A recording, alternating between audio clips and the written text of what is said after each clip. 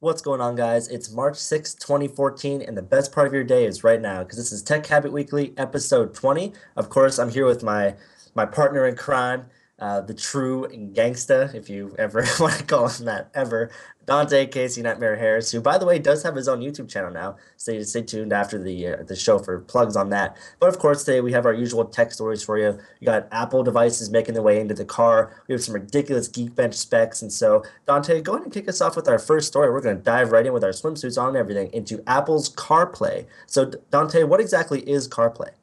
Well, CarPlay is basically the integration of having iOS in your car. This is not something where, like, with a regular head unit that you can just like play your iPod or anything like that. What this is going to be something that's going to be a lot more integrated. And we have an article here that basically explains. Now, it wasn't formerly or always been CarPlay. At first, this was called Apple in the car. There's been a bunch of different names that has been. I mean, there's even some articles that even called it Siri in the car. And basically, what the article says here is that the CarPlay will be demoted in cars by Ferrari, Mercedes-Benz, and Volvo, and also trying to get into other car manufacturers, including BMW, Ford, GM, Honda, and Hyundai, Jaguar, Kia, Nissan, Subaru, Suzuki, and Toyota, which is very cool. And basically, what you can do with this is you can have access to your phone, music, navigation, messages, and things like that in the car in a very safe environment. That way, you don't have to reach for your phone to use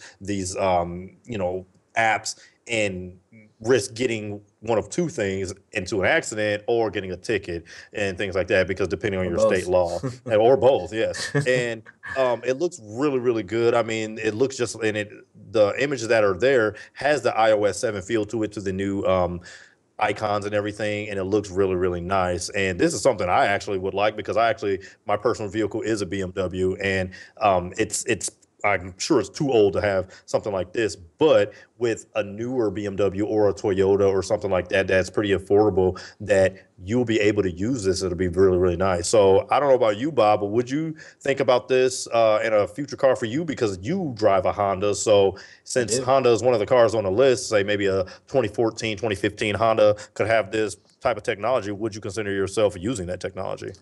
Well, I don't know, because right now I drive a Honda Civic, and if you follow me on Twitter or if you know me personally, I've had tons of problems with it. I'm sure Hondas are great cars. Mine personally has just been killing my wallet.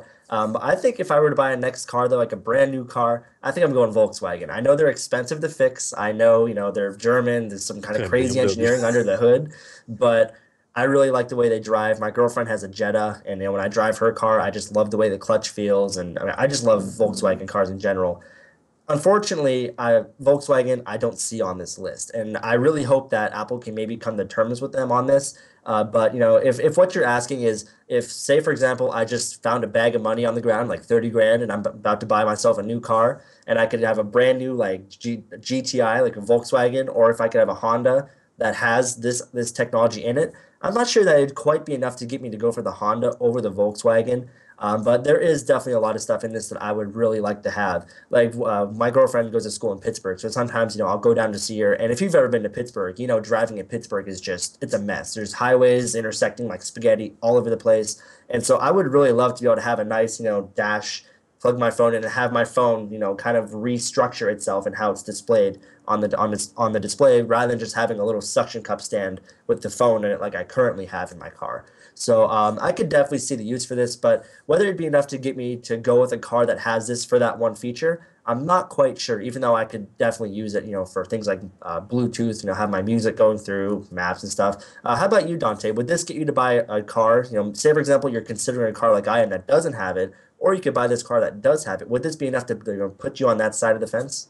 I mean, as of right now, I would say no, only because if this is something that's going to be standard in a lot of vehicles where I don't have to buy a specific vehicle, I could see that. But if I had to get a specific vehicle that has it, like say, like you were saying, you drive a Honda Civic. Well, what if it's not available until you get like the Honda Accord or something like that? Then Ooh. that would be a little deterrent for me because you would think about it like, is this something that's coming from a lower scale? Like, okay, the lower scale cars don't get it, but the larger scale, more Yeah. pricey ones do get it? Or is it a trim package option? Is it something like leather seats and a sunroof?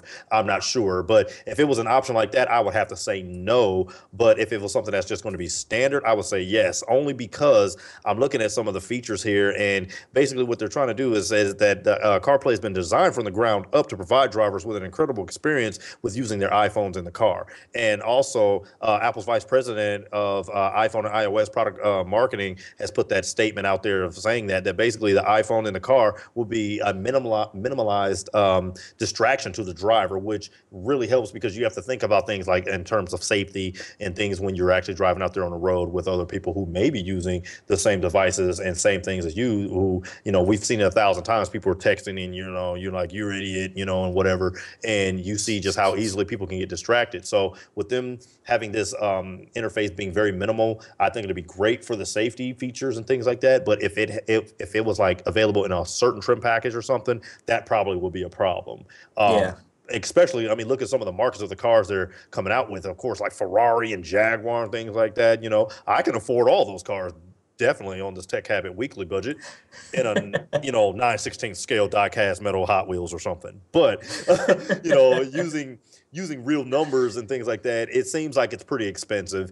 And if it works as well as they say it does, I think it's going to be great. But if it does, hopefully it'll be mass produced and just basically be a feature that's part of your entire head unit instead of being the big focus on being the CarPlay in the car. It should be just CarPlay period. Like you can just Bluetooth stream and, you get your messages and basically have your phone paired to your car if you have an iOS device. And it looks really good. I mean, it all comes into the interface and also the digitizer, because a lot of people and car companies have these type of technologies already with touchscreen interfaces and Bluetooth streaming and things like that. But the actual hardware part of it is a piece of junk where you're touching the screen 1,000 times to get it to do one action. But from the judging and the things that we see from our video that's playing, it looks really good. It looks very responsive. But of course, it always does when it first comes out or is being displayed for people to jump onto this adaptation. But like you were saying, since there's a very limited number of car manufacturers in this particular market that are even rolling this out of the gate, I think we have to wait and give it some time to give some real world, test results to get it out there on the road and see how it actually stacks up. Yeah, absolutely. And I mean, here's something that I'm seeing. I mean, if you think about it, CarPlay is really going to rely on Siri, for a lot of hands-free, like you say, a lot of the safety features. We're going to be talking about this a little bit later in the show. We have actual a story on this. But do you think, as it is right now, do you think Siri is ready and reliable enough to be, to make your driving experience, quote unquote, a lot safer? Because I mean, right now I tend to have a lot of problems with Siri, in that it'll tell it to do something and it'll time out, or maybe it doesn't hear you quite right, and so then you have to re-tap the button again. So therefore, you're taking your eyes off the road to hit the Siri button again or make changes to maybe something that it did wrong. Do you think that Siri at its point right now is ready for this, or do you think that it really needs an update before we're ready for prime time? I honestly think Siri needs just a slight update as far as usability and things that are happening, because your features in the car are going to be different than the features on your actual phone. I mean, we want different things to, work for us right then and there on our phones because it's in our hand. But on a car, it's a little different. It needs to be like very, very instant because you need this right now. You want to be as least distracted as possible. But as of right now, I think one of the problems with this is going to be the actual signal to dial out to Siri's server. Because if you're in a rural area and you're driving across the United States or something, you're going to have a harder time using some of those features that Siri can actually offer to be as powerful as Siri is. There definitely needs to be some integration or something in there that helps maybe boost the signal or be able to just have some things that are already built in, as far as part of the programming that would help out without having to dial out to the server. Certain tasks, maybe just, adjusting brightness and things should be already built in, not something that has to, dial to the server like, making me a reminder or something like that. So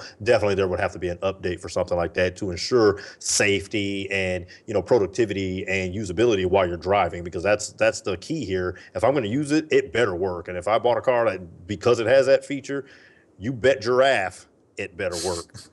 So that's Exactly. just me. Yep. Yep. I mean, exactly. I mean, if you're on the line, like I was kind of saying earlier, if you had that choice to buy two different cars, and the reason that you bought car A over car B is because of this feature, then you're going to be very, very disappointed, very, very angry if that one feature doesn't work well. And so a car is a big investment. If you go out and buy a brand new car, you're not spending $100. Now you're spending, anywhere from ten to $50,000 likely. Right. So especially for a lot of these cars that are, like kind of upper end. I mean, you're not going to pay 50 grand for something like a Ferrari or something. I mean, that's going to be, more than that. But depending on the car you get, it is definitely a big investment either way. And so if this is the one feature that's putting you on either side of that fence, and like you say, it better work. And so that's a lot of stress to be putting on these companies, especially Apple. So be sure to let us know what you guys think down below in the comments about CarPlay. Do you guys think that it's going to take off and be awesome?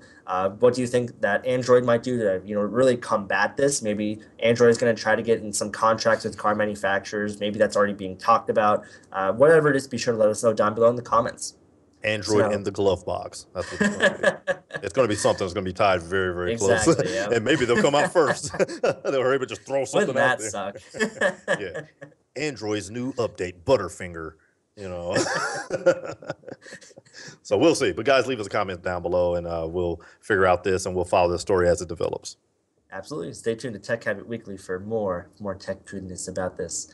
So what we're going to be moving on to now, right here, isn't necessarily a tech news story.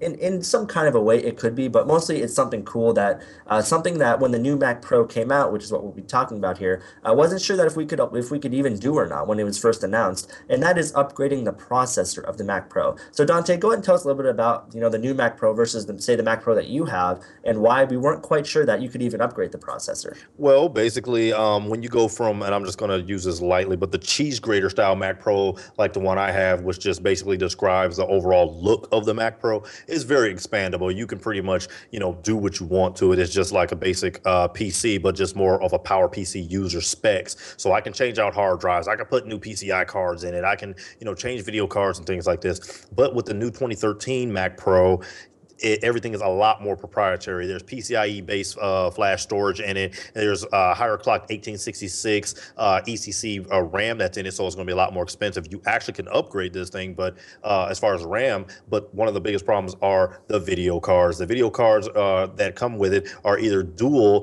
Radeon D300s, D500, or D700s, and they span anywhere in between 3 gigabytes and 7 gigabytes of onboard GPU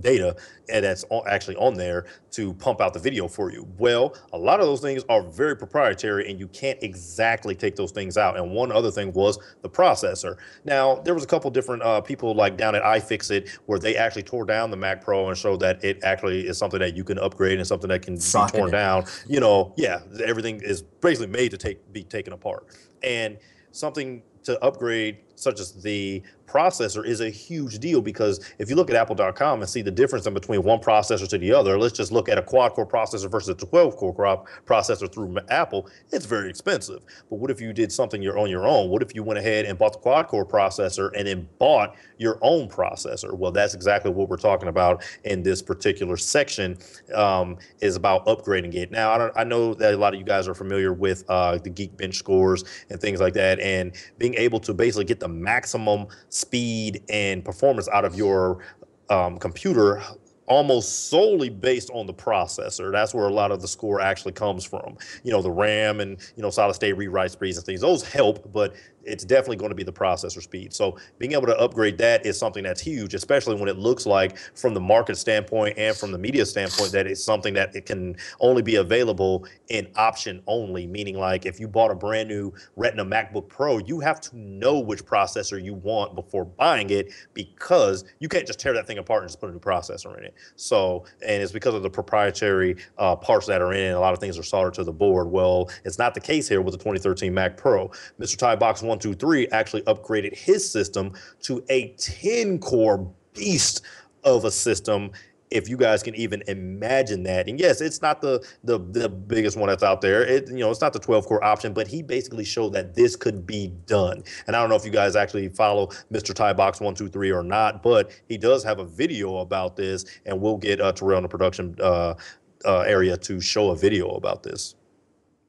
So as you see, with the sleek design of it, number one, it's very proprietary because of the cylinder design. There's a lot of things that are actually missing from this thing. A lot of people were actually kind of upset about it not having exact PCI slots where you can upgrade and put different things in it on your own. But it makes up with that with the number of Thunderbolt ports that it actually has on it and USB ports. And it does have USB 3.0 on it. And, the RAM is actually clocked a lot higher and things like that. So it's going to be a little more expensive to upgrade it than versus a Hackintosh or my version of the Mac Pro, which actually the gigahertz actually benchmarked out at 1333, megahertz. And I actually have 1600 megahertz memory in it, but it actually is only going to run at 1333, but it's better than the 1066 that it started.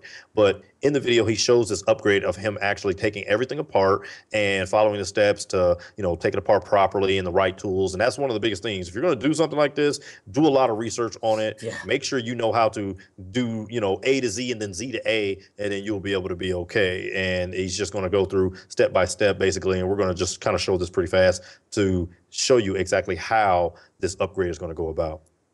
Absolutely. And I mean, one advantage to him doing this the way that he did was that Apple only offers the three different configurations. Well, technically, four: the quad Four. core, the 6 core, the 8 core, and the 12 core. Now, he went right between there. He went right between the 8 and the 12 and got 10. And what's really great about this is that, I'm looking right here at Newegg, and the frequency of this chip here is 3.0 gigahertz. And so the way that Apple has it on their website is that you can have a 3.5 gigahertz 6 core, you can have a 3.0 gigahertz 8 core, or you could have a 2.7 gigahertz 12 core. Now, because the 12 core, there's a lot more cores going on. So what they do is they lower the frequency. It really helps keep temperatures down and things like that. And so, I mean, that's still a very, very nice processor, but everyday tasks, not quite like video editing, like exporting and rendering of things, they're going to be a little bit slower because of the slower frequency. And so, your single core score and things like Geekbench will actually be slower on a 12 core than they will be on, the 8 core because the frequency is higher. Yep, correct. Now, the beauty that this chip is, he upgraded from the 6 core all the way up to the 10 core, and he's probably spent about $2,100 to $2,200 doing that. Now, right here on Apple's website, the 6 core upgrade, if you go with that and you upgrade to the 12 core, that costs $3,000. So now with that, you're getting 4 more threads, but they're also clocked a lot slower. This, is 3.0 gigahertz, the same frequency as the 8 core chip. So actually, the Geekbench scores, he got about 30,000 even with his 10 core, and I believe the 12 core gets about 32,000. So that just shows the difference, that even though he has that many more cores, the Geekbench scores don't really change that much, that Not really. drastically, for the amount that you spend. So I mean, he spent about $1,000 less than the 12 core and only got a fraction bit less of performance. So really, he actually went the smarter way. Now with that, you do take the risk that his Apple Care, I'm sure, is no longer intact if he got Right, it. There's void no of kind of warranty. warranty.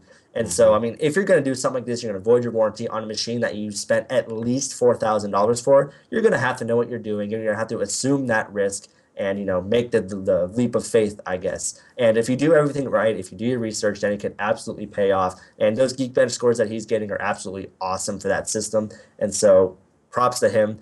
Dante, would you take the risk if you had a brand new Mac Pro, and would you take the risk to take it apart, or would you just maybe pay a little bit more upfront for whatever Apple gives you for their processors? Well, you know me, Bob. I took the risk already. I made the jump to a 2009 8-core Mac Pro and upgraded to a 12-core Mac Pro with processors that aren't supported in this particular year build of the Mac Pro. So I would definitely do that. I mean, just by having the whole tech habit mindset is something like that I actually would take a risk. You have to have confidence in your own abilities too. You have to realize that these are just interchangeable parts. If you can, like I said before, get from A to Z, then Z to A, you're perfect. And believe me, there weren't, everything that I did in my video, and you can check this out on my YouTube channel at Dante D. Harris on YouTube. And I actually do show the upgrade from my my 8-core system up to my 12-core beast that I'm running right now. And I upgraded the RAM from 6 gigs to 32 gigs of RAM. So yes, it is definitely something I would actually do, especially with knowing it can be done. I took all my information off of forums too. People said, yeah, it would work, but I couldn't find one exact video really of someone showing it. So he he has a video. When someone takes the risk and puts it on, live for people to actually see, that gives me even more confidence to make the jump like that. And saving $1,000, I mean, yes, I would love to do that because that $1,000 can go to some other upgrades or just simply saving $1,000. Yeah. And it's really really good because, like I said, with the particular build that I have, with the 2009 architecture, I had to do a firmware hack and things like that, and just hope it worked just like these guys said it did. And I took the risk, and it was great. It's running right now, and it works and runs great. But like I said, check it out on my YouTube channel, and you guys can see how to upgrade your 2009 system to a 2010 12-core system. But shout out and props to Mr. Tiebox123 for taking this risk and giving us more insight and more information on how to actually do this and to know that it can be done, because he doesn't, like you said, he doesn't have the top of the line Mac Pro, but he has dang near the top of the line because, like you said, your everyday mundane tasks are actually going to run faster on his computer than it would on the 12 core because of the faster clock frequency. So I think it's Exactly. very good, and this is what the tech community needs. Somebody needs to take a risk for everyone else to do it, because sometimes the impossible is actually possible, and that was one of the situations that was here with this particular upgrade. So like I said, props and shout out to Mr. Tiebox123. We appreciate the video. Yep. And actually, I believe that video shot in 4K too. So you can watch it in 4K on YouTube if you really want to, if your monitor supports that, or if you want to try to make your 1080p look as good as 4K, like I did. Feel free to do that. But definitely feel free to check out his video and let us know what you think about the 2013 Mac Pro. Now that we know that it is a bit more upgradable than everyone originally thought, I'm still not quite sure about the GPUs. Maybe someone can try to make a Yeah. video about that, but I haven't heard anything about the upgradability of the graphics cards, whether or not they're like soldered on or if they're socketed. I'm not sure. Well, I mean, basically, I mean, and this is just real quick before we get off this topic. When you look at the actual architecture and how the video cards are actually laid in there, it's basically your same video card, but without the plastic coating and things like that. They do that. Manufacturers do that for our visual. I mean, because if you just stuck a video card and it just looks all crazy and it's just like, what the heck is this? I mean, that's just something to give people, a little more visualization, because a lot of people who build custom PCs and put their own video cards in actually usually have like a clear side or something. You actually have a clear side, Bob, Yep. on your Hackintosh. So it just kind of gives you something visual to see that it has the logo and little artwork and things like that on it. And they're actually, to save space, they don't have that on there. So if I'm not mistaken, it should be able to be upgraded, but without anyone actually doing it, I'm not sure. But I mean, those video cards are actually expensive. To buy those Oh separately, yeah. I think it'd be better to upgrade through Apple Yeah. because they got a This is the steal. one thing. I Steal mean, card. if That's you the want to one thing. buy, yeah, if you want to buy like a 2013 Mac Pro, then I would say, when you're buying from Apple, okay, I'll get the D700s and then I'll get the low processor. And then that way you don't have to really worry about the graphics cards because those are very expensive processors or graphics Graphics card. processors. I mean, if you go on Newegg and you look up the PC equivalent, I think it's like the W something. It's like the W7000, I think, is the PC, graphics card equivalent of just the chip, the D700, and found in the Mac Pro. I think it retails for about $3,500. And so I'm not sure if anyone even sells, just the chips or not, right? Rather than, I mean, maybe you could like buy the graphics card, take the chip off of it or something. I'm not even sure if you'd ever want to do that. If you can even do that on some cards, I don't know. Never tried. But I think that's one thing that you're probably just going to want to go with what Apple gives you. Go high end on the GPU, low end on the CPU, and then upgrade the CPU by yourself. Right, And you take your time on it, because yeah, it costs a lot of exactly. money to do this. This is not for your average, PC users. These are not people that are just, trying to, get on Facebook and check email. I mean, these are guys that are rendering video and making presentations and doing a lot of things that are actually going to really, really hurt the processor and the video card. Playing very high end games in 4K and things like that. So, definitely not a PC for just your everyday user. So yeah, Yeah. very, very nice stuff though. I mean, I love it. It's all tech, and it's great. I love it. Absolutely, that's what we're here for. So be sure to let us know what you guys think about the new Mac Pro down below in the comments. If you had one, would you take the risk in upgrading your CPU like Mr. Tiebox123 did? Or would you say, you know what, I'm just going to give what Apple gives me. I just want it to work. I don't want to open this thing up ever. I just want it to work, and that's it. Whatever it is, be sure to let us know down below in the comments. So what we're going to do is we're going to segue to just a quick story here. Apple is rumored to actually drop the last non-Retina model that they have, which a huge emphasis on this is it's the last model that actually has an optical drive. Now, my opinion, Apple is known for just saying, all right, screw you guys. This is what you're going to get. If you want to invest in our stuff, That's fine. They sell external stuff on the market. If you can go on Amazon and get a $10 external DVD drive if you want, but we're not going to have it. Apple's the company that does that. And so I could absolutely see this happening. But Dante, do you think that Apple would do that this year? Do you think it's time? This year, yes. I mean, because it's still early 2014, and I could see definitely at the late 2014, around October-ish or something, that Apple could just completely do away with optical drives. Because, like you said, you can buy an external USB optical drive pretty much anywhere. You can get them on Amazon, you can get them on eBay, you can get them on Craigslist, you can get them from your friend. It doesn't really matter. Most of the time, people aren't using optical data, and I'm one of them. I mean, I have an optical drive that came with the Mac Pro. I probably used it twice. Once was to make sure that it worked. The second time was, I think I actually burned a CD or something for someone else. But it's just one of those things that's a dying thing. I mean, and you have a 2010 white unibody MacBook, and you took the optical drive out of it for a Yep. data doubler to have more hard drive space.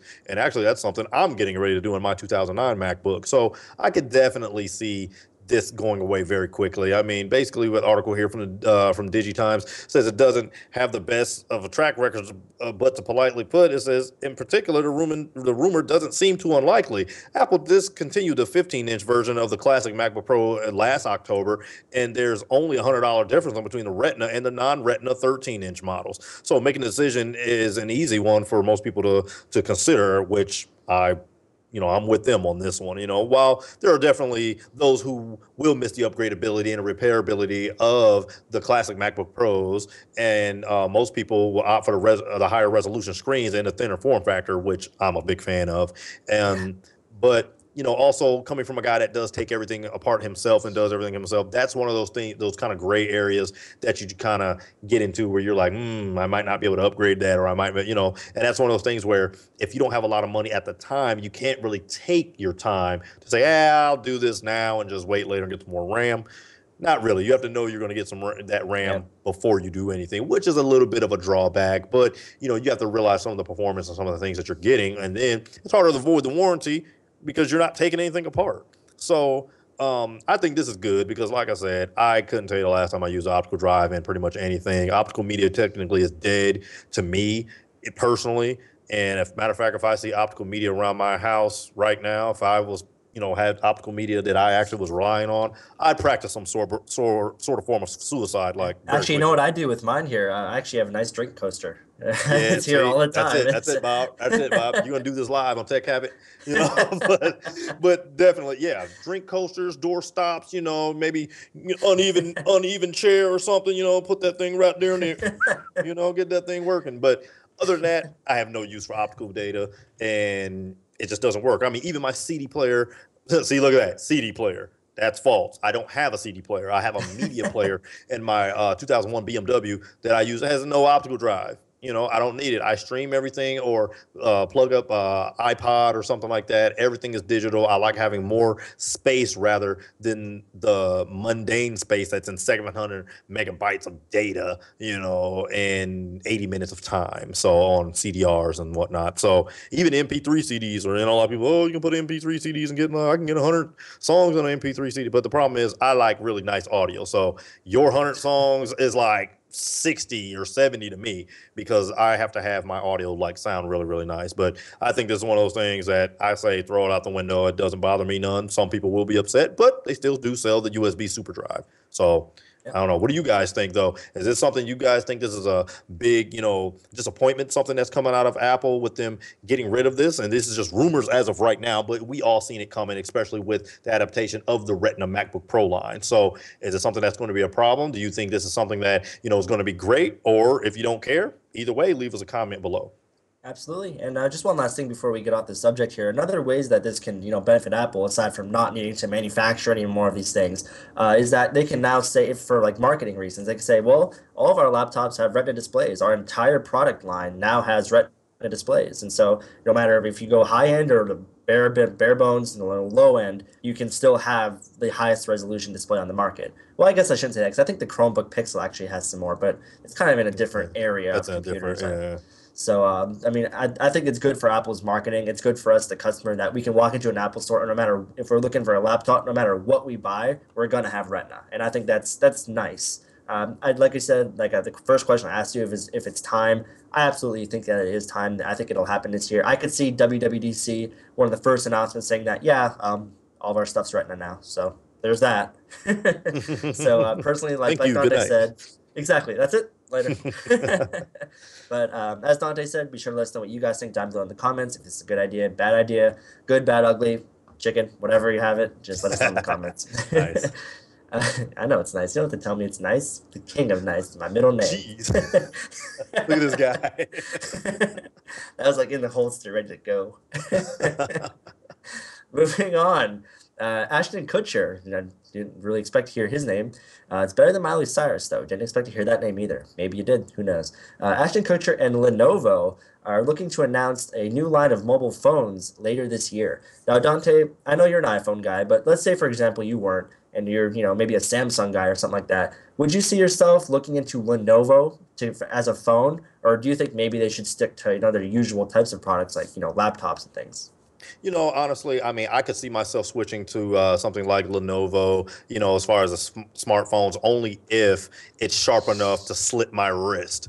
The reason why I'm saying that is because, yes, like you said, I am an iPhone guy, and I do want to give you guys a very honest opinion. I am stuck in iOS. That's just kind of how I am. But according to this, if I did have to use a Lenovo phone, I don't think it would be necessarily bad. But from this particular article, with the team acquisition of Ashton Kutcher, going with Lenovo with the acquisition of Motorola last month. It says Lenovo is ending the month with another bit of news. According to the new report from RE Code, Lenovo has inked a deal with Ashton Kutcher, the star of Jobs, and 2.5 Men to release a line of smartphones later this year. Now, let's stop right there. Ashton Kutcher is not a tech developer. He's not, in any way partnered up with anything on the physical or software side of this particular deal. This is just something that's more for marketing. It says that Kutcher actually studied biochemistry and engineering at the University of Iowa, and so he's actually technically certified to do some of these things. I don't know how deep his tech savvy actually goes, but this is going to be more for commercials and things like he had with the Sony CyberShot, I believe, was another product line that he was promoting and things like that. So that's the partnership that we're having here. It's not like he's going to have the "Dude, Where's My Phone" app or something like that, So it's something like that. So this to me doesn't bother me at all. This is just another thing of ad marketing. It's just like when anybody has Katy Perry or Miley Cyrus. No, not Miley Cyrus. How about somebody more reputable like NFL team players and Major League Well, Baseball players and I things mean, like that. if you're a construction company and someone's trying to sell you a wrecking ball, then she might be You the know person. what? If I see a construction company with the Miley Cyrus wrecking ball with the tongue out and everything, bet money I kill myself the night you find that out. I'll do it live on Tech Habit All Weekly. It'll right, be ridiculous. you heard him, guys.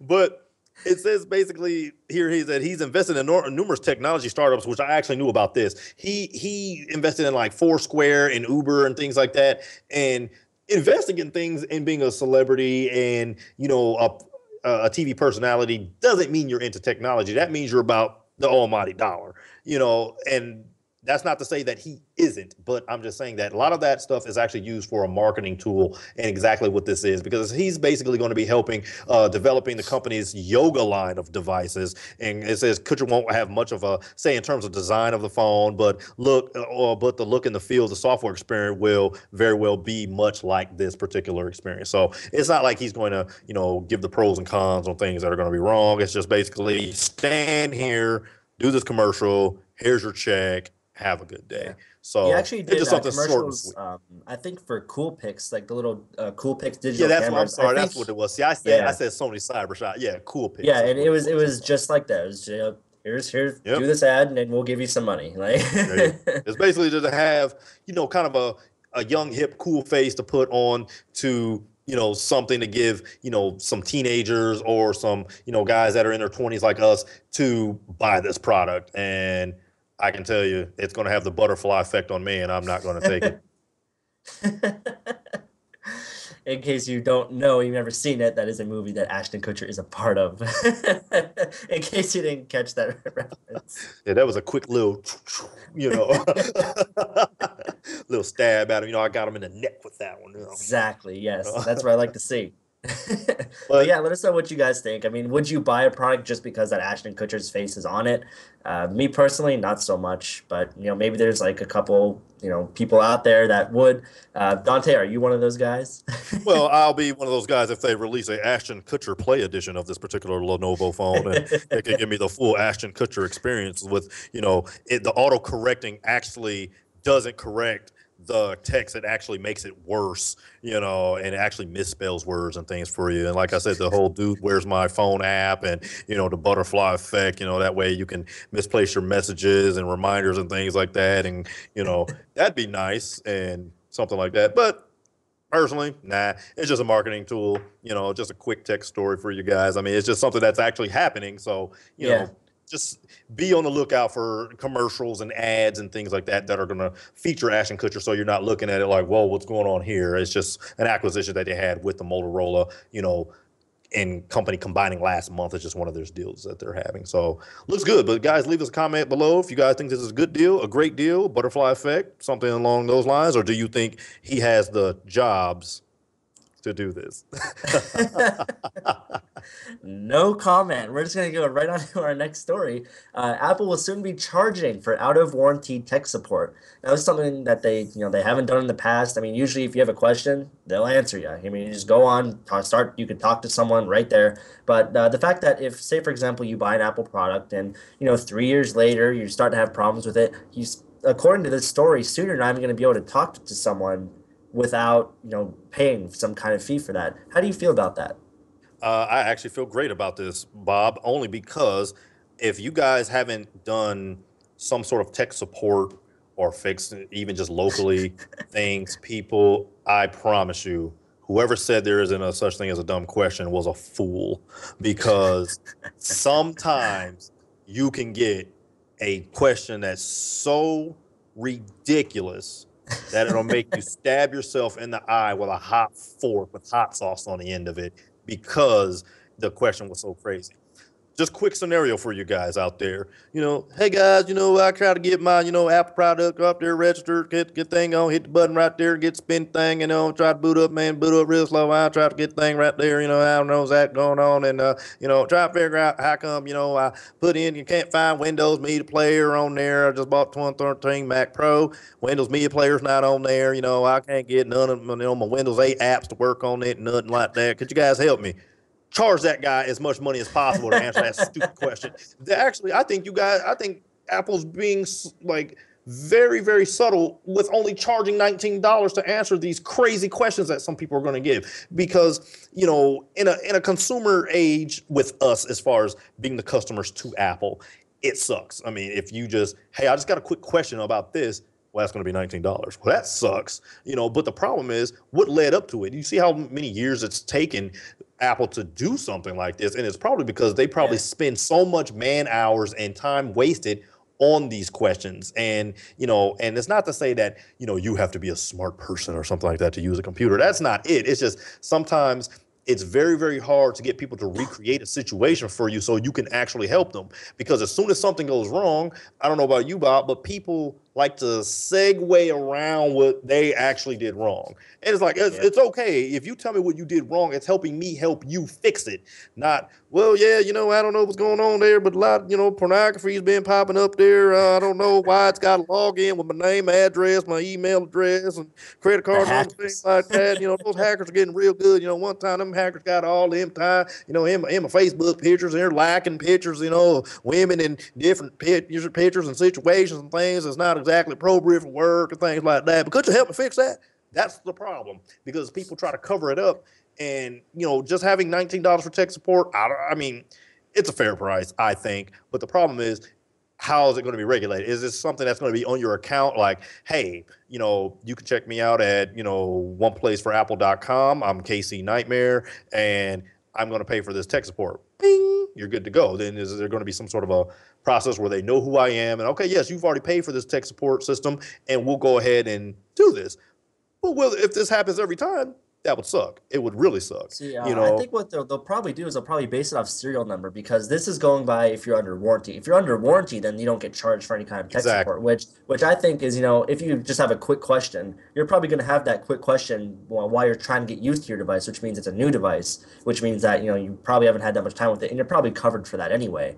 Correct. But a lot of these people, I mean, even after a couple of years after they have it, they'll be like, yeah, all of a sudden it's slowing down and stuff like you said with your crazy story there. And that's when I can definitely understand, they're going to start charging for this. Right. But my guess is that it will be based off serial number. And then when they'll have a form that you fill out to say, okay, what's your problem? Now enter your serial. And then if that serial is still under warranty, then they'll say, okay, no charge. And then Right. if it's not, then they'll say, okay, $19, please. Thank you. Now what do you want? Yeah. Something I like mean, that. So I don't know. I do think it's pricey for a single incident.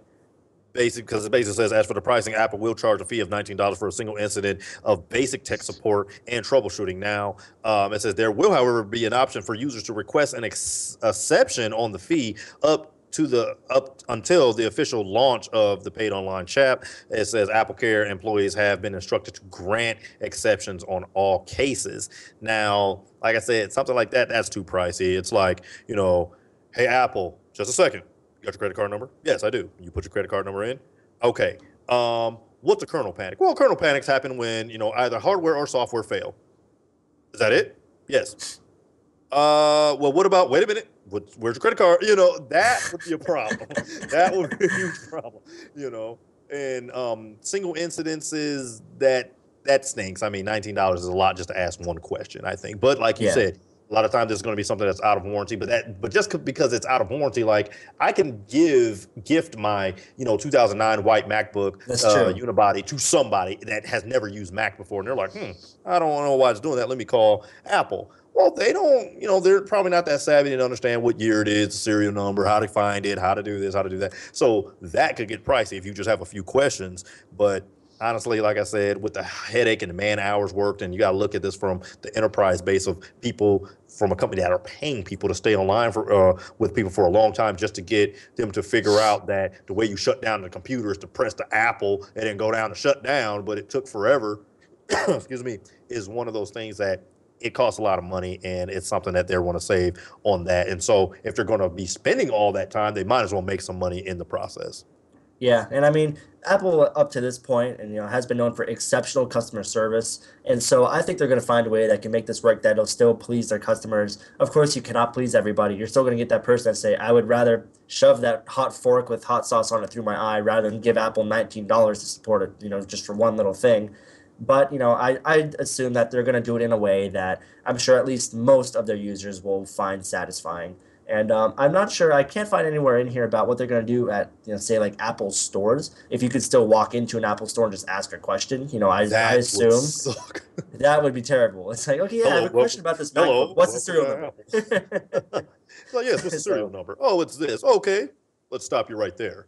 I want 19.99 right now, upfront, cash, credit, PayPal, whatever. I don't care if it's Bitcoin. You are going to pay me 19.99 right now. Okay. I just want to know how much this Retina MacBook Pro is. that, Oh, that, it's 11.99. that, Well, thank you.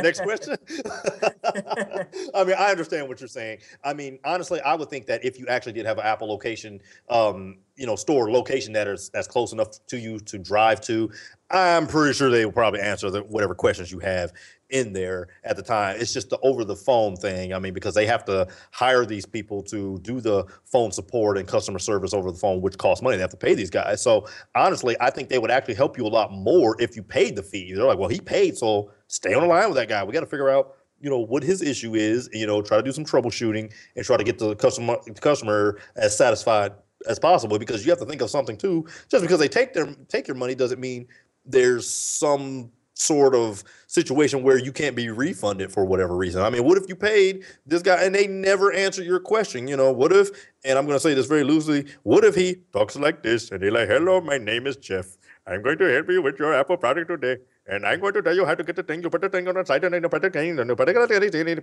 you put it on the then you're going to work and very good, very good.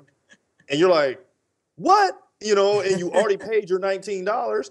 Do you get a refund? Is there somewhere like a claims department? Can you complain about this? I mean, is there somewhere? There's going to have to be something like that, because not in all situations especially dealing with computers, something that's mass produced, that's so the same, that but are so different, you're going to run into situations where Apple probably can't even answer the question for you as to, I don't know why your, Mac Pro's doing whatever it's doing or your MacBook's doing whatever it's doing. We have no idea.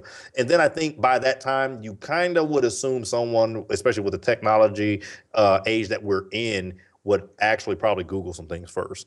It's just one of those things. Like you would think, but we can't always automatically assume people would do that. So I think it stinks on the forefront. I think it's good for Apple's headaches, but I think it just thinks to be a customer on that end, actually asking that question. That's all. Yeah, and like I said, we'll kind of have to see how it is. I do think that they'll find a way to do it that, pleases everybody, or at least as many people as they can. It's impossible to please everybody, especially when it comes to computers. But what do you guys think? Would you be frustrated paying $19 if your warranty expired yesterday for this product and you have a question about it or something happens to it? Whatever it is, be sure to let us know down below in the comments. Now, we're going to jump into a story here that I did mention just a little bit earlier when we were talking about CarPlay, our first story, but Apple is prepping for a huge Siri improvement in a future iOS update. Now, Dante, you did say that Siri could use, a little bit of an update before being fully ready for CarPlay. What kind of things do you think could be included in that? What would you like to see be improved in Siri?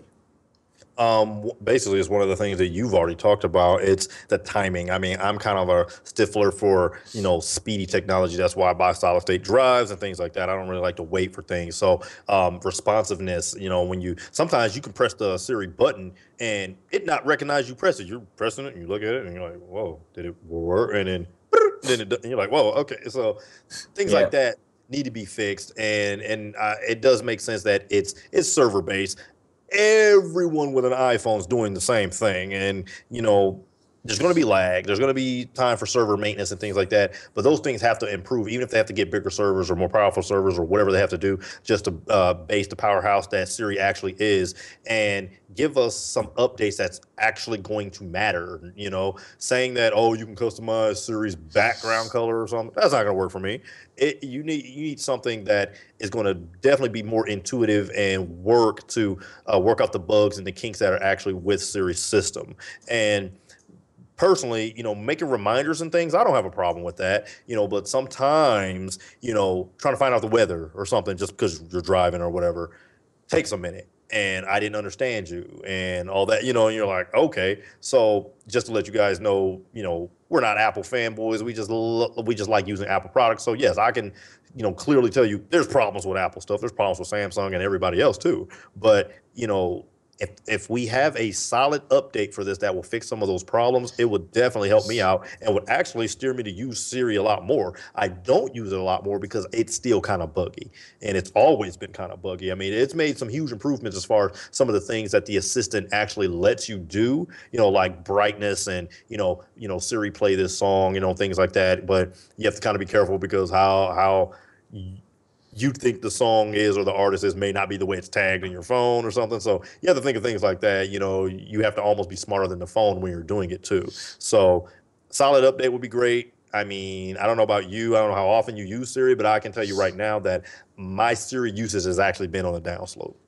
Yep, mine has too. I find myself, when it comes time to like set an alarm at night when I'm going to bed, oftentimes nowadays I'll just, swipe up. No, I won't even unlock my phone. I'll just swipe up, hit the little clock, and turn my alarms on rather than just saying, Siri, turn on this alarm. Siri, turn on this Yeah. alarm. Because I mean, I'm not the kind of person that wakes up on the first alarm. I always set like two or three just to be sure that I get my butt. I'll censor myself here out of bed in the morning. And so, it's kind of annoying that with Siri, you can only turn on one thing at a time. I can't say, Siri, turn on my alarms from 7 to 8 and then just have it know that 7:30, 7:35 to turn all three of those ones There you on. go. I Yeah. wish you could do stuff like that, but I don't want to say, Siri, turn on my 7:35 alarm. Okay, it's on. Siri, turn on my 7:40 alarm. Okay, it's on. I feel that it's just faster and more convenient for me to just swipe up and do a Right. couple taps and And call it a and night. of course you do, since this is a voice assistant, of course they're going to try to have the artificial intelligence be as much as personal as possible, like you're talking to an actual person. Well, for an actual person, you can give people multiple commands in one sentence, like you were saying. Oh, and then to help with your alarm, what I do is I play Miley Cyrus, and you will get up on that first alarm to kill Start your dancing. phone and destroy something to get that thing to shut off. Just a quick tip for you guys out there. It's Works for me. true.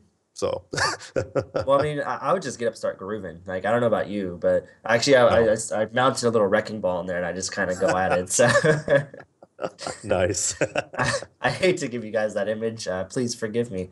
But yeah, I mean, in terms of Siri, I think the biggest thing for me is have it be a little bit smarter in that it can handle more than one request at a time. I think that's going to be when I truly start to use it, and then my users will go from like this up and down a little bit to like, okay, way up here now. Oh yeah, Like definitely. that's when it'll start to peak. But aside from that, doing more than one little task at one time, and sometimes that's fine. If you just want to schedule an appointment, that's fine. But aside from that, I think just overall speed increases and consistency.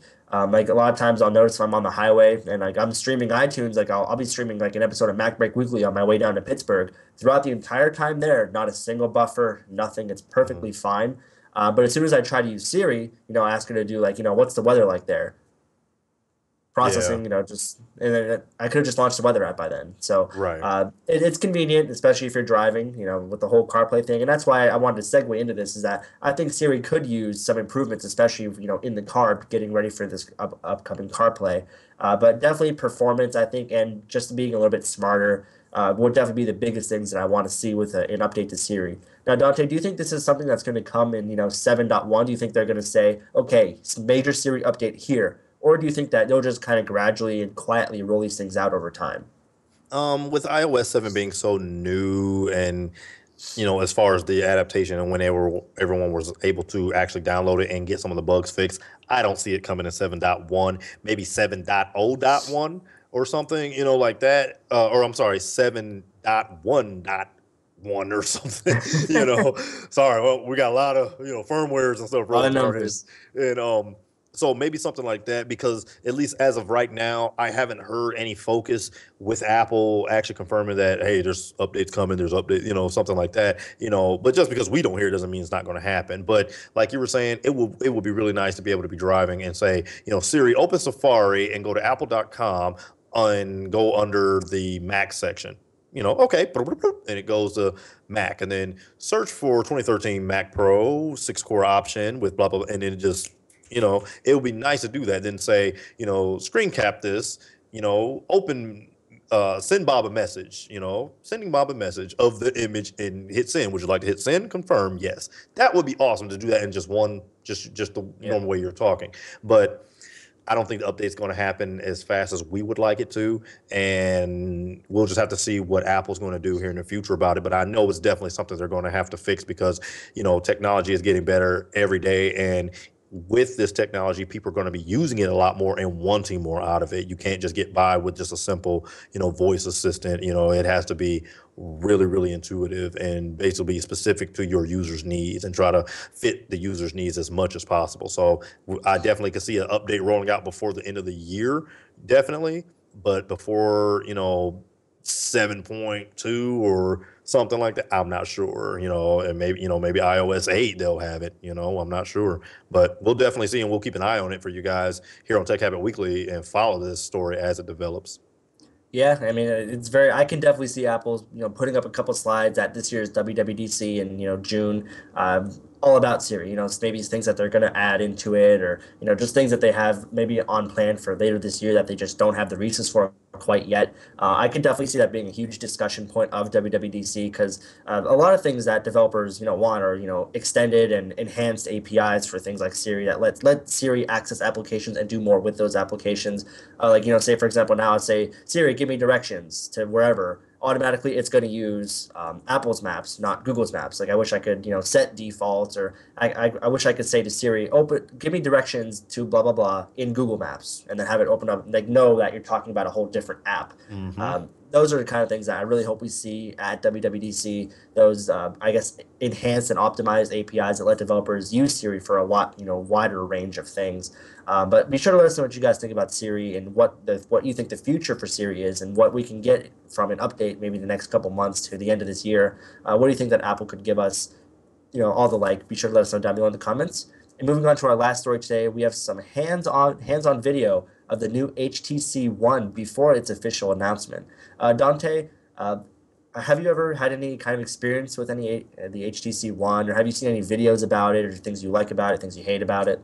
I've actually had experience with actually every one of those categories. I had a guy that, he just got one at work and he was really excited about it and was showing me some of the features of it. And honestly, it does have some very impressive, speakers that are on it. I mean, when he was playing music, it was blaring like he had a portable, stereo or something. It was really, really nice. And, I have to admit, even his camera was very nice looking. I mean, when he was taking some of the still photos and showing me just some video that he had taken, it looked very nice. And with this particular one, it's basically the new HTC One is detailed here in this particular 12-minute video.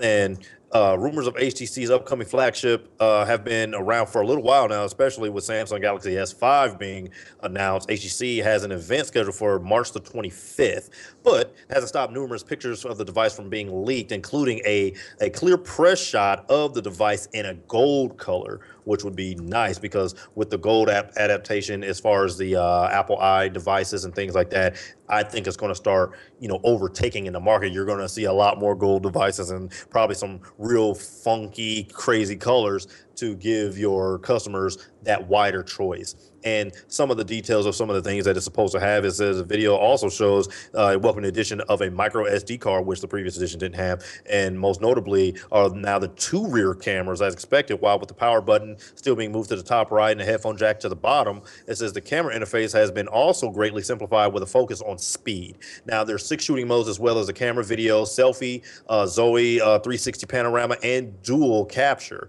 So basically, it says HTC is set to officially unveil the device on March 25th. But in the meantime, we'll check out this video that we already have playing here and show some of the differences in between, like the black color and the standard color of the HTC One. And it should be a pretty decent phone. I've actually liked some of the products coming from HTC in the past.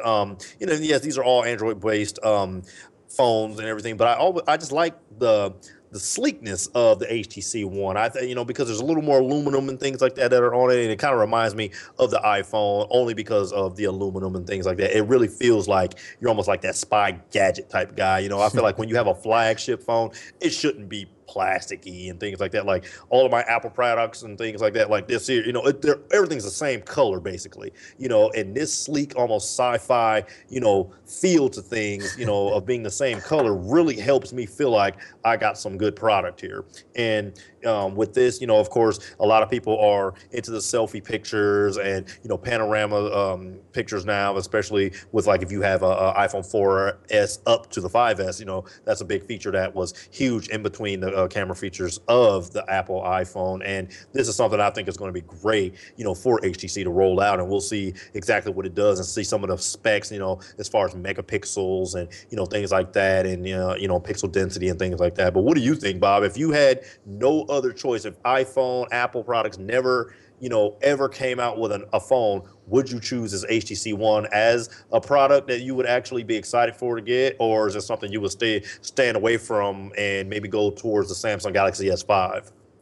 It's really hard to say without getting my hands on the phone, but I will say that I've actually held, the first edition of the HTC One, and it's a really nice phone. It's all made out of aluminum. The screen looks nice and sharp. One thing I wasn't too crazy about that the back was like kind of curved. So I mean, I'm the kind of person that I like to set my phone on the desk nice and flat and be able to like type away a couple things. That phone, I've never personally tried to do that, but I mean, the back is rounded, so I can't imagine that'd be kind of an issue. I think it's really hard to say, but from the video that we had playing, I mean, it does look like a really nice phone. The interface looks pretty nice, being Android.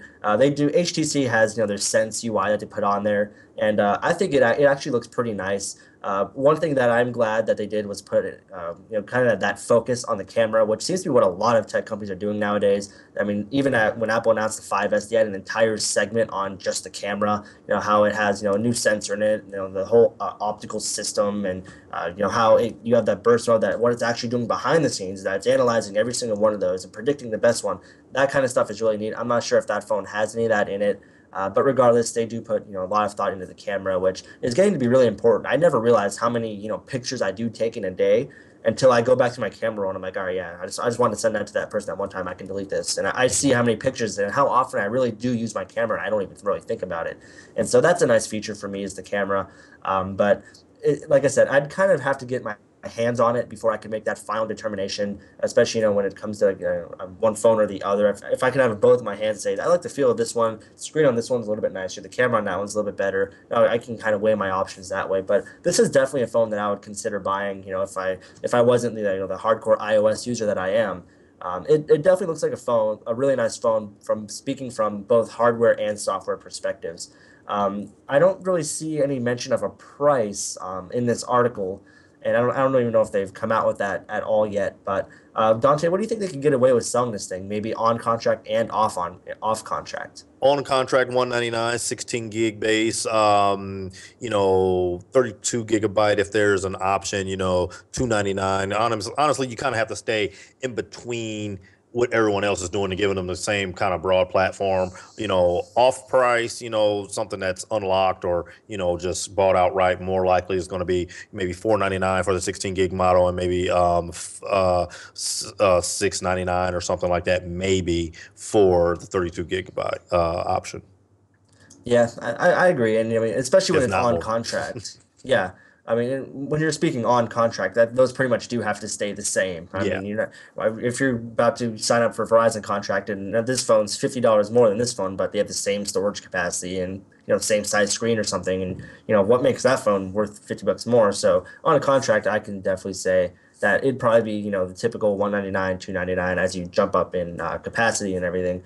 Off contract, I think about 650 would be a good spot. Let us know in the comments, you guys. Would you pay that price for this phone? If you maybe have an HTC One, do you think that it's about time that you would personally upgrade to this phone? Do you want to stick with maybe like the brand new Galaxy S5 and it's all of its Band-Aid looking glory? I'm not going to get started on that. I mean, Yeah. at least you could change it out. The gold is definitely very Band-Aid. Blue looks nice. But regardless, let us know what you guys think about the new HTC One and how much do you think you could get away with spending for it, how much do you think they could charge for it, and all that fun stuff. So now we've reached the end of the show, but it's also the best part of the show. Not because you guys, not because we're leaving you, not quite yet. You can't get off that easy because you have to go. You have to sit through our tech treats first, and that's meant to sound like a good thing. As terrible as that sounded, but Dante, go ahead and kick us off with your tech treat. What do you like? My tech treat actually for this week is a iOS app that's in the App Store, and it's actually called Mac Tracker. Mac Tracker is an app that you can actually look, and it gets updated constantly as far as when Apple actually releases their iOS products. And basically, what you can do is you can look up almost everything, and I'm actually pretty sure it's everything that Apple has previously made. So if someone's trying to sell you something and you're not quite sure how the specs are, you're like, wait a minute, well, you can use Mac Tracker and definitely look at this thing and find out exactly what some of the specs are. Like I'm going to look on it, and it's actually available for Mac OS too. I have it. You can just go to the App Store in the Mac OS App Store and download it. It is free, and it's free in iOS App Store as well. Honestly, you can go into here and say, let's just look up some of the specs. Let's just say my 2009 Mac Pro. You can go into the specs and see when it came out, when it was introduced, when it was discontinued, the model identifier, which is Mac Pro 4.1, the initial price when it first came out, the different socket speeds and everything. I mean, it's really, really nice. And then you can tell right away, especially if you're buying something older, if it even supports like 64-bit processing and things like that. It even has some of the software it ships with, like, the original OS that it came with, things like that, memory and graphics. It says it says the maximum memory is like 48 gigabytes and 128 gigabytes for the 8-core model and things like that. And you can just really find out a lot more information about all your products, and even gets down into the mobile devices. They had recently updated it where you can look into the iPhone 3G, the 2G, and see some of the specs, the initial price, and things like that. It's a very good tool to just see all the specs in one spot, especially when you're on the go or something, of Apple products. And I think it's a very good app. I actually use it all the time. A lot of time, if I'm not quite sure, if someone says, that iMac G3, and I'm like, yeah, that had and I'm like, you know what?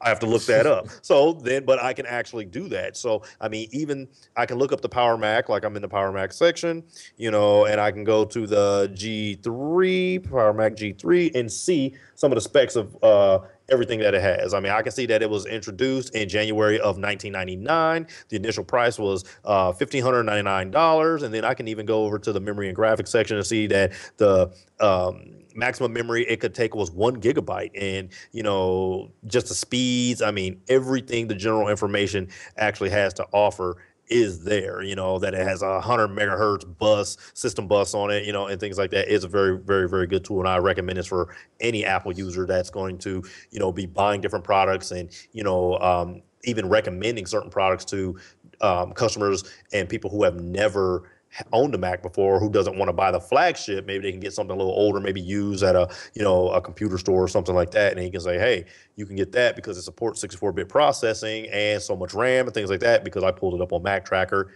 and information is very, very accurate. So that's my tech treat for today. Mac Tracker in iOS App Store is actually available also in the Mac App Store for OS X.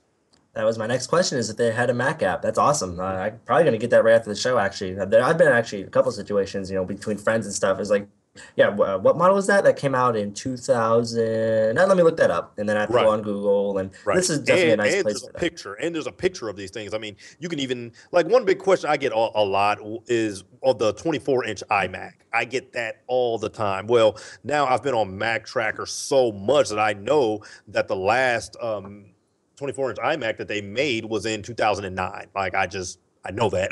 And because I've looked it up so many times. It was introduced in March 2009. It was discontinued in October 2009. And is actually the model identifier is actually the iMac 9-1.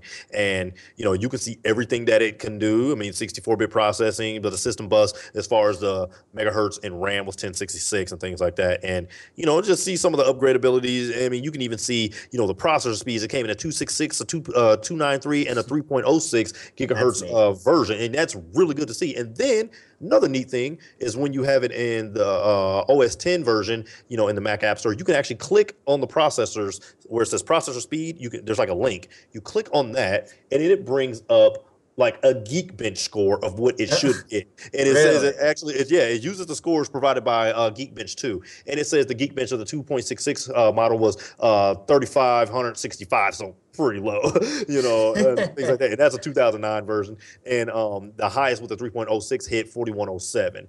But you can do that for pretty much anything. I mean, if it's Geekbenchable, basically, because they based it off like the G5. So yeah, I mean, you can do this with a lot of different things. Like, here's the 20. I'll just do this real quickly.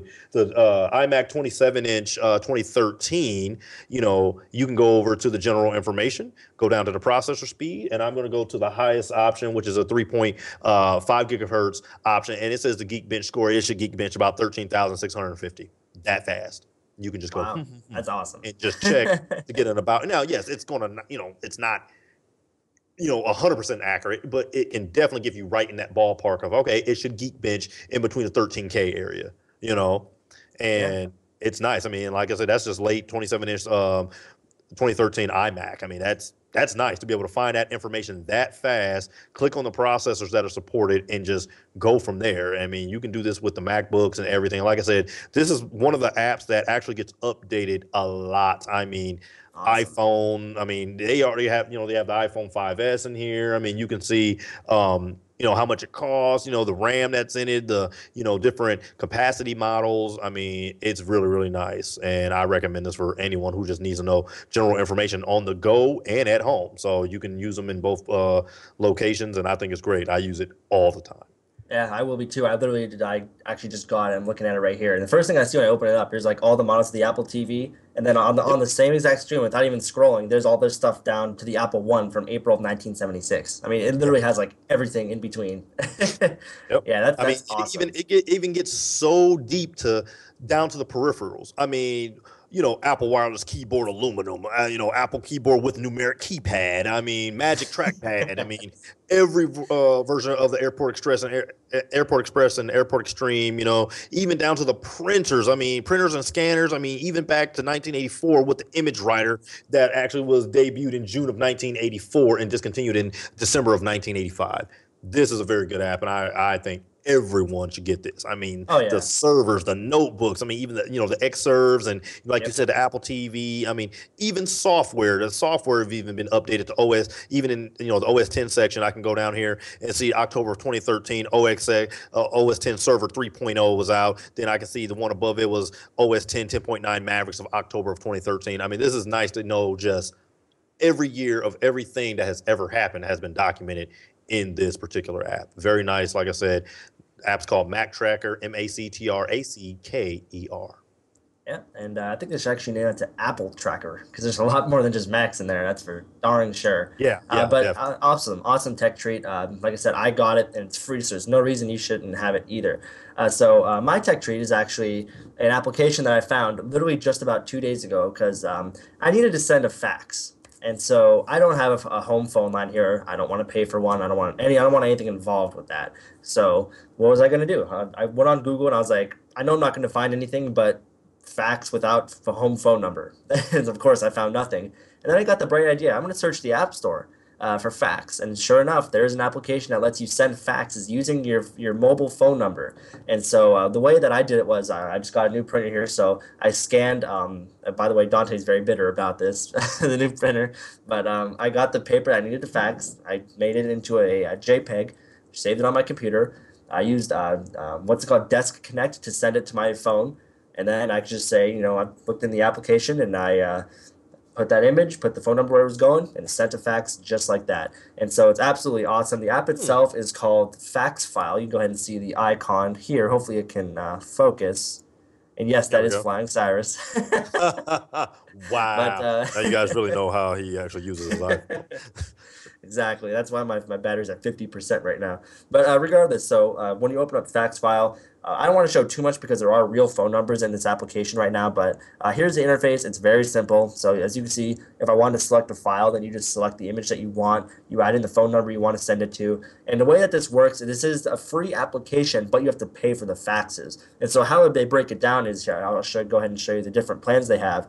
You have to pay in terms of credits. And so each page is 10 credits. So the different bundles you can buy, you can buy for $2.99, 5 pages. That could be one fax of 5 pages or 5 faxes of 1 page or any combination in between. We have $10 for 250 credits, $20 for 600 credits, which 60 pages, $50 for 2,000 credits, which would be equivalent of 20 pages. I'm sorry, 200 pages.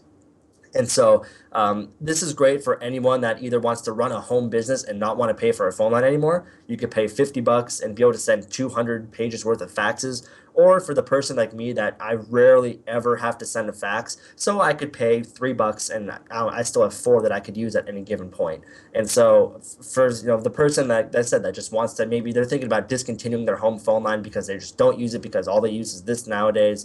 This is an absolutely great option for you. And it came in really handy for me because then I didn't have to say, okay, mom, could I email you this and then teach you how to use the fax machine? Then you can send it for me. This is just a nice way to pay $3 and I can do it all myself. And that way, I know that it's done, in a timely manner and without having to bug my family about it too. So, if you ever find yourself needing to send a fax and you don't have a home phone or anything like that, absolutely great application. Like I said, the name of that is Fax File. It's a free application for iOS. I'm not sure if they have a Mac version. They might actually haven't even considered that. It'd be a pretty sweet application though. But like I said, the app is free. You do have to pay for the credits, but absolutely worth it. Whether you send faxes a lot and don't want a home line, or you just want to send the very very occasional one like I do. Definitely a great application. And on that, thank you guys for joining us for episode 20 of Tech Habit Weekly. Dante, thank you very much for sitting with me for probably a good hour and a half by now. Go ahead and tell people where they can find you. Basically, the best place to find me is at twitter.com.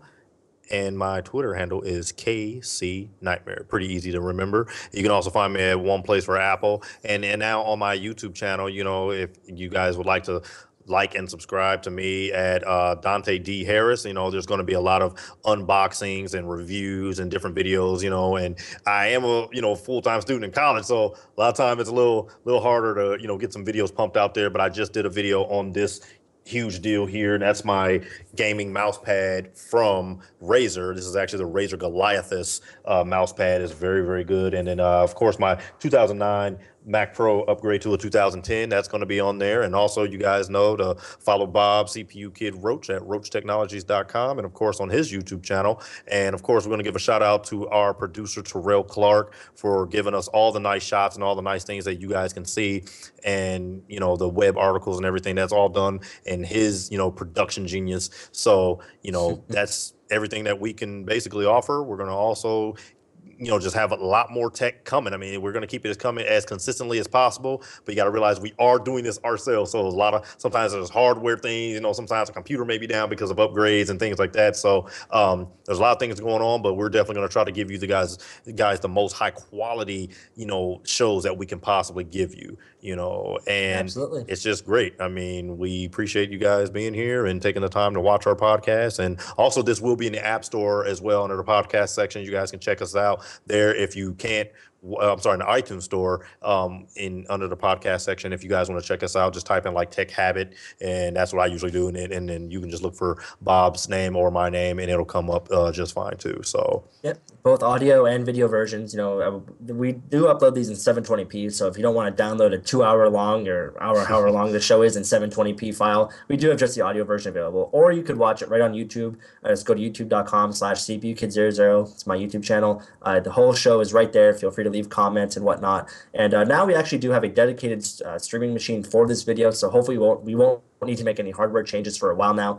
Unfortunately, today, if you're watching live, we did have some issues with YouTube. So we are streaming to Justin.tv today. So we may make this a regular thing. We're just going to have to honestly do some experiments with it and see if YouTube keeps giving us the problems that it has been. But Justin.tv seems to be running great right now. But be sure to let us know let us know what you guys think down below in the comments. Would you rather watch us on YouTube or Justin, or maybe it's like Twitch.tv, or just post down below where you think that you'd most likely want to watch us at. I think YouTube's kind of convenient. At the same time, I'm not a huge fan of their commenting system at all, not and at all. obviously with the problems that they gave us today. So I do think that maybe Just.TV could be a way that we'll just take it from now on. But we're going to do whatever works best for you guys. So be sure to let us know. And if you do want to watch live, we try to do the show every single week, Tech Habit weekly. Sometimes things do come up, and we do apologize for, real life. But anywhere typically from Tuesday to Thursday. Today's actually Thursday, so midweek is Tech Habit Weekly time. And so be sure to follow us both on Twitter. I'm at CPU Kid, at Casey Nightmare, at One Place for Terrell. We're gonna post updates as to when we're gonna do the show, and we'll try to keep it on like a Wednesday every week. But unfortunately we can't always do that. But with that said, long outro. Be sure to check out roachtechnology.com, One Place for Apple, Dante's new YouTube channel, and we'll see you guys back next week for episode 21.